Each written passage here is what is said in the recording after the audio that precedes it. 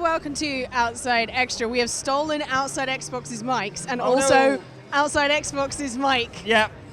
All the mics, all three of the mics are here. We're here, we've just been at EA Play and they unveiled a new Star Wars Battlefront 2, all the cool stuff that is coming to it. And very exciting. We played it. Yeah, we got to play it. So we're going to tell you about some of the cool new things coming to Star Wars Battlefront. Right, so first off is the setting. Yes. It's different, isn't it? Yeah, so what this game has is the entire sort of Star Wars saga. Yeah. So all the kind of original trilogy stuff, Everything. it will still be there, but it's also got the prequel trilogy as well. And that's what we were playing. We were playing an Assault on Theed, which is the capital city of Naboo, which is really cool. It's a really beautiful setting. It's always been one of the most pretty sort of Star Wars settings, and it looked gorgeous. It looked amazing, and there was a bit like, you know, where you break into the final bit and all the huge explosions. Yeah, so you break through the palace wall. We were playing as the Separatists, so the kind of skinny robot droid guys. And you basically have to get this enormous tank type thing up the main drag up to the palace and then blow the doors off. And then blow the doors off,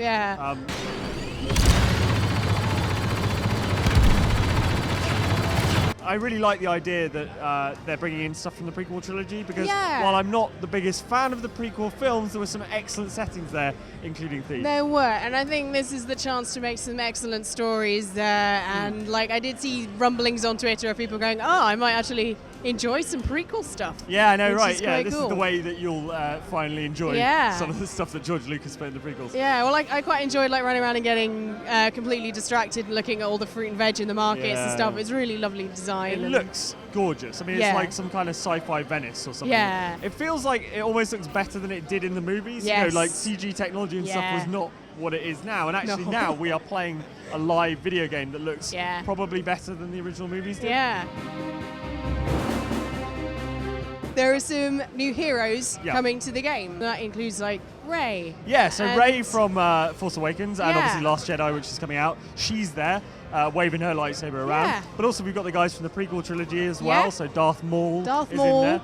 And then also Boba Fett was running around as well. And these guys were Han Solo, everyone was there. So it's just a huge mashup. So it's not as it was before, where it's a particular setting or a particular time, and you get certain sort of heroes and villains from that time. It's a massive free-for-all, basically. So if you ever wanted to see what would happen if Rey went up against Darth Maul, we were literally watching that happen. I'm really excited for it. And I also just love how completely just off the rails and non-canon it is, because like I could feel people at home like who really like Star Wars being so conflicted. It's like a million Wikipedia editors cried out in pain and then were silenced.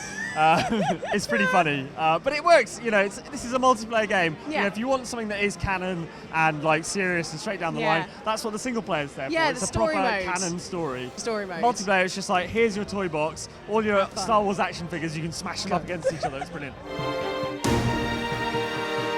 One of the other things that has come to the game is the new battle point system, which I'm quite excited about because I got so tired running around Battlefront trying to pick get up tokens to become a hero. It's a definite shift in the way you play the game. You become a lot more objectives focused, which I think is something I wasn't really in Battlefront the original. I just run around and if I saw like a hero token, I'd grab it and become the hero. Now you're really trying to work to earn things. So it's like a sliding scale. So on the Theed map, 500 battle points, which you could get quite easily in a single life. Got you access to a vehicle, the Vulture. At least on our side, it was the Vulture.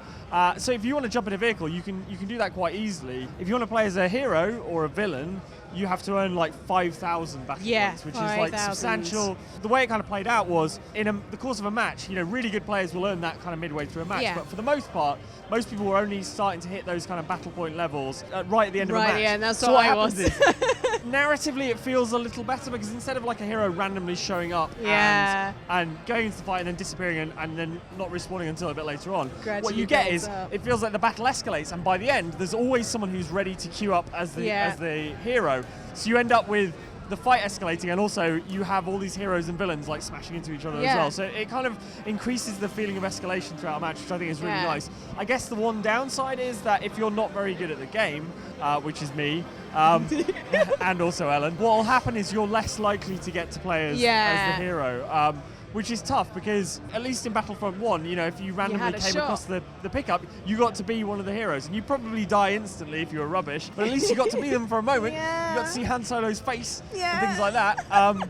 And that's not going to be the case in this. You will actually have to sing for your supper. I had that, like, we saved up like 5,000 points, and then everyone had saved up 5,000 points by that point. And you're like waiting patiently to get your go to be Darth Maul.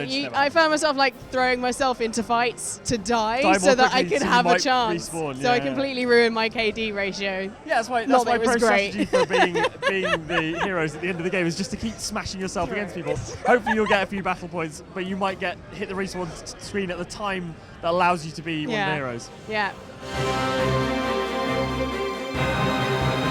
However, one of the cool things that you can unlock a lot easier than the heroes are some cool new vehicles. Yes, yeah. So there's things like the NABOO Starfighter, so stuff that's period appropriate to the Episode 1 sort of prequel trilogy type stuff. We were flying around in the Vulture, like I was talking about, which is a kind of, it's a flying droid from the Separatist forces, so it's not actually piloted by a robot, it's just, it is a robot. But what's really cool is that there are these mounts as well. So you might have seen in the original trailer there was the Tauntaun, someone riding around on that. That is a multiplayer mount, essentially.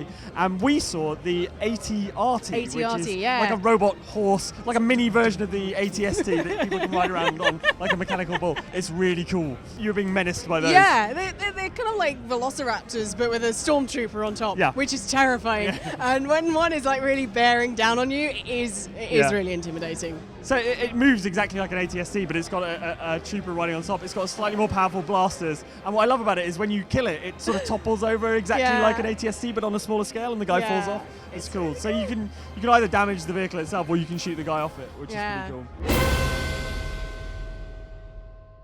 Now, finally, Star Wars Battlefront 2 is bringing back a class system. Right, exactly. So if you're familiar with Battlefield, the Battlefield series, you'll be familiar with the class system. I was a little worried that this was going to make it more complex and less accessible, but actually I think they've really struck a great balance between adding more depth to the game by adding classes, but still making it feel sort of easy to get into and kind of easy to understand, which is really cool. You're having some fun with the Heavy, right? Yeah, I really enjoy playing as Heavy. I'm not usually good with like kind of the heavier tank type characters. Something with this one just clicked, whereas I was playing Assault a lot and I kept getting killed. Whenever I played the Officer, I kept getting killed. I put down a turret and then be like dead. But with the Heavy, it really stuck with me. I really like the one. Yeah, I think it's one of those things about Battlefront. Quite often you just sort of come across a gun that works for you, and I think that was the case with you. Yeah. You just found that one in particular clicked with you. They've each got their own sort of styles. The Officer can drop a turret. Yeah. The Specialist is more of a kind of sniper class. It's a really nice way to break it up and to encourage you to specialise in what you're supposed to be doing. And I think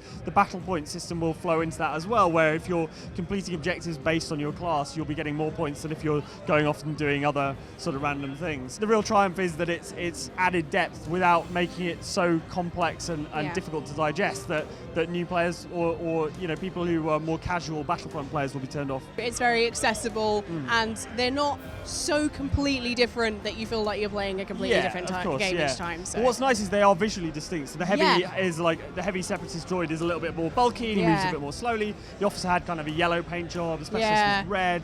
So you will be able to see them on the battlefield doing their jobs and identify what they're likely to do to you. Yeah. It's a really nice sort of distinct thing, whereas I guess in something like Battlefield it can be quite difficult at a distance to see what sort of enemy you're facing. Oh, it was a sniper. Yeah, exactly. I get a lot of that in Battlefield. So good work them. It's a real, like I say, a real triumph that they've managed to add depth without making it just hideously complex.